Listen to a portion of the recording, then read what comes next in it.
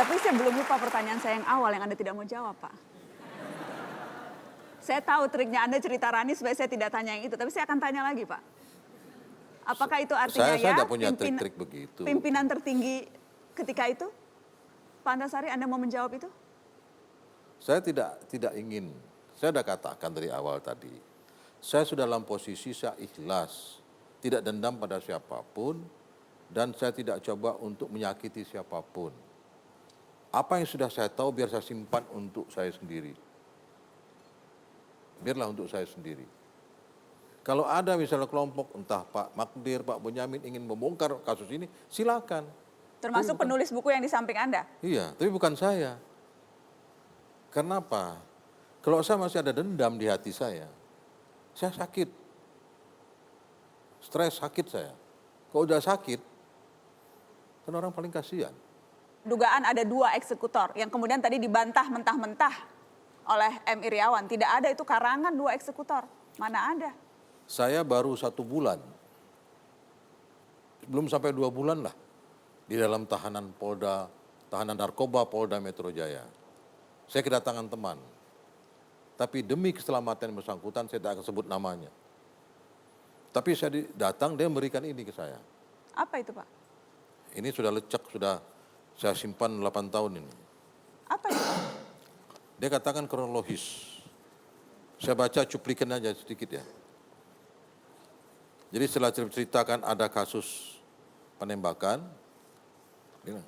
2-3 hari kemudian, P, ini inisial ya, P menelpon T. P ini laki-laki, T ini perempuan. Tepat pukul 23.30 dan mulai bercerita tentang kasus Antasari. P mengatakan bahwa eksekutor pembunuhan Nasruddin adalah saudaranya. P ini dari sana. Sehari setelah terjadi pembunuhan tersebut, saudaranya pulang ke Tanjung Priok. Dan ketika dia menonton TV, dia agak histeris karena ternyata misi gagal. Telah terjadi salah sasaran. Dia mengumpat, ini salah sasaran, bisa tidak dibayar kita. Menurut mereka, sebenarnya target utama adalah seorang pejabat negara. Makanya untuk eksekusi diperlukan campur tangan dari polisi.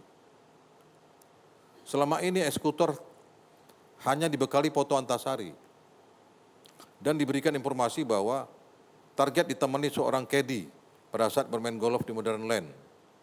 Ketika Nasruddin selesai main golf, ini Nasruddin itu, caddy bukan saya.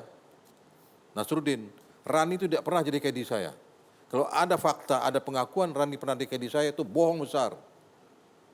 Bohong besar. Selesai bermain golf di Modern Land, sempat ditemani seorang caddy. Para eksekutor berpikir itulah target utama mereka. Saudara dari P tersebut bahkan sempat mengeluarkan kata-kata umpatan berkali-kali. Supir bodoh, kenapa tidak kasih tahu? Jadi supirnya almarhum ini duga. Jadi supir ini seharusnya bilang supir bodoh, kenapa tidak kasih tahu? Yang seharusnya target mereka itu saya, tapi jadinya ini. Jadi ada 2 eksekutor. Target yang hendak dibunuh sebetulnya Anda, Pak Antasari? Iya. Salah sasaran menembak Nasruddin? Atau dua-duanya memang hendak dibunuh? Dua-duanya. Nanti kan setelah dua-duanya mereka tembak, mereka bunuh, itu kan muncul nanti beritanya besar. Antasari dan Nasruddin saling tembak karena cinta segitiga. Begitu kan?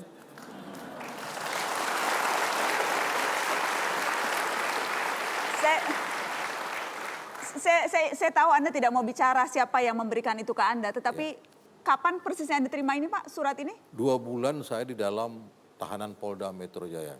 Jadi yang memberikan ke Anda itu orang yang menuliskannya langsung atau dia mendapat informasi itu dari orang lain? Dia dari temannya ini laki-laki P ini kan. Ini dia punya teman pacar lah, namanya T. Dia masih family T ini. Anda tahu orangnya? Siapa? Anda tahu orangnya? Yang ngasih ini? Iya. Oh, sangat tahu. Masyarakat Indonesia tahu dia. Oh, jadi ini pejabat juga?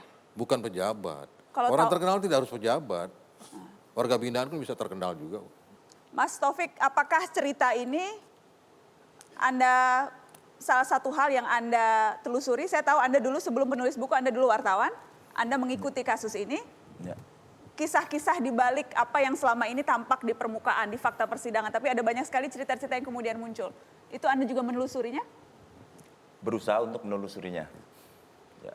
Baik lagi ke istilahnya panggilan naluri jurnalisme ya waktu itu. Karena waktu itu berita tentang Antasari Azhar itu terkesan terpotong-potong dan banyak kejanggalan. Bahkan tadi kalau Bang Andi Samsudin bilang ini adalah skenario yang besar yang hebat, menurut saya dari kacamata wartawan kriminal waktu itu adalah ada satu titik di mana ada kecerobohan yang bisa membuat kasus ini tidak seperti yang diceritakan. Apa itu? Pengalaman saya selama 7 tahun di lapangan sebagai wartawan kriminal itu adalah bila Anda melakukan kejahatan menggunakan kendaraan, jangan pasang plat nomor atau pasukan. Tapi menurut cerita yang disajikan oleh polisi waktu itu bisa melacak pembunuh karena melihat plat nomor kendaraan yang digunakan oleh pelaku. Itu sudah satu kejanggalan fatal. Tidak mungkin pembunuh bayaran tidak ganti Tidak plat mungkin. nomornya. Saya dulu di lapangan waktu saya masih jadi wartawan di Surabaya, orang pembunuh bayaran 200.000 saja itu mencopot plat nomor atau memasukkan. Itu plat nomor asli dipasang. Aneh sekali. Yang kedua, terus orang tahu itu plat nomornya sekian itu dari siapa yang tahu. Sedangkan waktu itu dikatakan tidak ada saksi selain sopir. Masa juga sopirnya gini nembak, ada orang belakangnya ditembak, dia langsung melihat plat nomornya gitu. Kan nggak logis banget. Itu dari kejadian kecil seperti itu aja ada kecerobohan. Nah, dari itulah ternyata setelah saya ikuti berita-berita selanjutnya, memang ada dari pakar-pakarnya, entah itu dari pakar forensik, pakar balistik dan lain-lain, itu banyak kejanggalan gitu loh. Kalaupun memang plat nomor itu memang sengaja dipasang dan memang benar kendaraan itu yang dipakai, tentunya itu adalah suatu kesengajaan.